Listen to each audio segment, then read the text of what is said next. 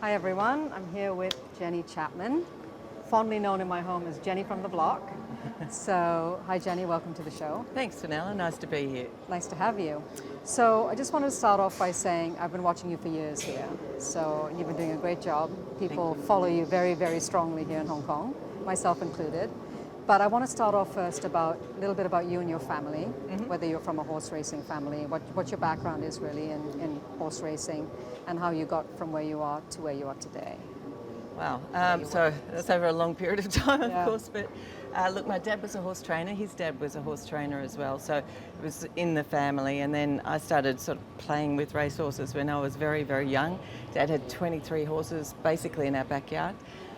So that was at Mentone, and I used to go around and just play with all the horses, and I started riding them at a very young age. Really? How old were you when you started? Probably about 5. Oh, that's young. 5, and then I went to pony clubs and things like that, which wasn't really my go. I just loved the horse racing side of it, Okay. more so than the sitting up straight and doing what you're supposed to do. Right, yeah. I just loved the thrill of the fastness, and I started riding track work when I was 10. And For your dad? For Dad.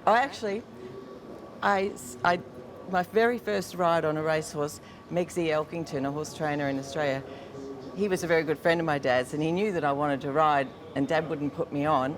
And so he said, look, I'll go and take your dad for a cup of tea, and you go and jump on that stallion over there and take him out, and I'll just distract him. And so I went out and I did a lap, and the horse bolted on me, and then he did another lap. And then he said to my dad, Meggsy said to Dad while he was watching, he goes, oh, this is my new apprentice, what do you think? He goes, oh, he sits on all right. Not knowing it was you, obviously. Exactly, and then when I came back, so then, of course, I became a real workhorse for Dad, because I was working every day. That's incredible. Yeah, That's really, really cool. Yeah. So that was at the age of 10, you said, you started? 10, yeah, and then what did you do from there? How did you progress? Like, did you ever train horses? Did you ever ride, like, professionally? What did you... Yeah, so I rode, you couldn't ride against the men in those days, so we were really limited with racing. For girls, there was only about 13 races a year. So I got my licence to ride in races when I was 17, and then I started riding in picnics and, around the country towns and all that sort of thing. And then we managed to get a few races on in the city, so I was lucky enough to win one at Sandown and at Moonee Valley, but it was once a year, and it was only for about 2 or 3 years that they put those on. So when you say picnic and the smaller tracks, were you allowed to ride frequently there, or was it also very controlled because women against the men in those days? Oh, it was only one race. Oh, that was so it. You would travel miles just to ride in one race against the girls, and that was it. So you never rode against the guys? No, the rules weren't applied at that time.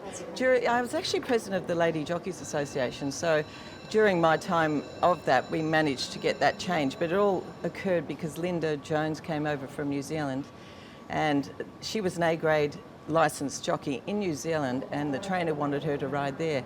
So they had to change the rules. Like, they were really reluctant to do that, but then when that happened, they just had to. They couldn't say that she couldn't because she was A-grade. That's incredible. Yeah. That's fantastic. Yeah. So you went from riding to next level. What did you do Okay. next? So look, I won a couple of the Lady Jockeys Premierships, and Channel 7 asked me to come in and get my trophy and chat and all that sort of thing. And then the boss of Channel 7 said, oh, we'd like you to work for us. And I had no idea what I was supposed to be doing. Anyway, my first, the first audition was atrocious because I had no idea what sort of questions sort of to like ask my or first whatever. one. Yeah. But and then they tried to get me to do some fashion, which I have no idea about. And I said, look, just leave me with the horsey stuff, and I'll be fine. And so after a little while, I started DJing as well. So I got a lot of confidence in speaking in front of crowds and things like that. And then Channel 7 asked me to come back in about 10 months' time after I'd first done that audition, which was terrifying. And then I actually went back to them and I said, look, I think I can do this now. They said, well, you go live to air on Wednesday. And Just I like was just that? straight on, yeah. So that was it, and I've been doing it ever since, yeah. So you've been in media since how old? When would you say you started? That was about 23. 23. Yes. You've been doing it ever since. 41 years. Wow. And do you have any siblings? Do you have any? Yes, I have an older brother who's a vet, and my younger brother was a trainer for a while. He now drives some floats as well. Okay, and so all of you sort of tied into racing? Pretty much, yeah. Pretty much. Yeah, yeah. And you have how many children, Jen? I've got 2 kids. I've got 4 grandchildren now. That I've seen around. Yes. I've seen pictures of your grandkids. Yeah, they're Beautiful. gorgeous. Yes, Yep. absolutely. Yeah. And do they live in Hong Kong or do they live in Oz? No, they live in Victoria. Victoria. Yes. All of them? Like all the Yes, they're all of in them? They're all Victoria. Yeah. And so your husband is David Price. Yes. Okay, now David's bought some pretty decent horses here in Hong Kong. Yeah, yeah. I mean, the obvious one that stands out is Silent Witness, of course. But you know, Hot King Prawn, and you know, there's been a lot over the years that we've sort of brought in. Started that business about 25 years ago because we could see a need for good horses to be imported into Hong Kong as opposed to owners here getting robbed with really bad horses.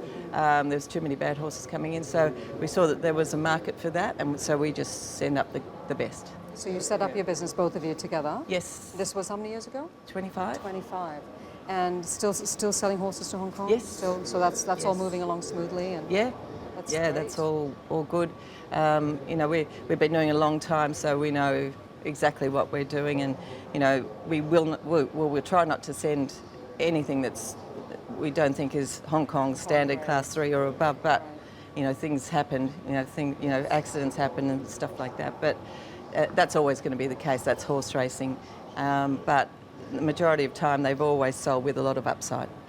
And you both have been in Hong Kong for how long now?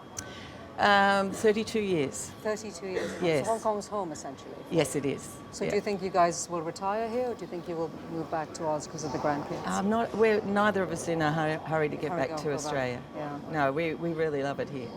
It Yeah. really is a great place, isn't it? I think Fantastic. you only realize when you leave it and you come back how amazing Hong Kong really is. Oh, It's just well, when you do go away, you're quite right. Yeah. You can't wait to get yeah, back. exactly. No matter who you're with, no matter where you live, Yes. kids, grandkids, it doesn't matter. It's like this has a special place in your heart. You know, Oh, for Hong Kong. sure. So, getting back to the Hong Kong side of it, when did you first start working for the Hong Kong Jockey Club? Well, not working for them. I believe you have a contract with the club. Is that correct? How does that? Yeah, so I started working for cable TV first because I was Here in Hong Kong. Yes. Okay. So I was going back to do the Melbourne Cup for Channel 10 every year, Melbourne Cup week. And then cable TV asked me to work for them. And then the Jockey Club started their program that same year where cable TV was doing it, and Terry Spargo was doing it 1 out. And then I ended up, the Jockey Club asked me to join them, join Terry. So it was just 2 of us doing it from the start, yeah. So right from inception, right from when it started? No, Terry was doing it was for the about first one. 6 months first. Okay. And then I joined him, yeah.